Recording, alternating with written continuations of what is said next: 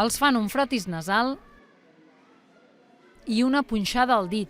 Als 1.500 alumnes de l'Escola Escorial de Vic i a tot el personal del centre se'ls agafaran les mostres 2 cops, una ara i l'altra a final de curs. Nosaltres som l'equip de camp, en aquest cas estem fent test d'anticossos ràpid i PCR nasal que enviem a Vall d'Hebron per processar.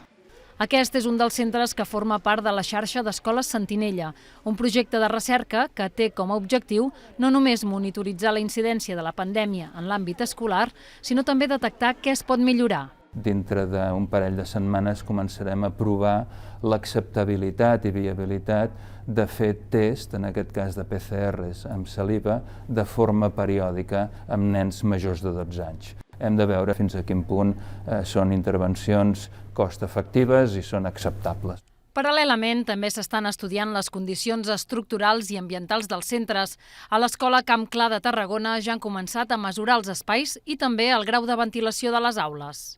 El que ens interessa és veure les mesures de ventilació, diguéssim, del que es duen a terme a les aules. Llavors, una manera indirecta de veure les mesures d'aquests sistemes de ventilació seria a partir dels nivells de CO2, del diòxid de carboni. Per això, durant una setmana se'ls instal·la un sensor a l'aula perquè siguin els mateixos alumnes els que cada 10 minuts registrin els nivells de CO2, temperatura i humitat.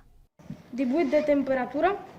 És un projecte que es fa amb l'escola i des de l'escola, i el que pretén és situar alumnat, professorat i famílies com a coinvestigadors d'aquest projecte. Un altre dels objectius del projecte és estudiar per què es produeixen brots i saber la raó per la qual, en comptades ocasions, el cas índex transmet el virus a un nombre important de companys de classe.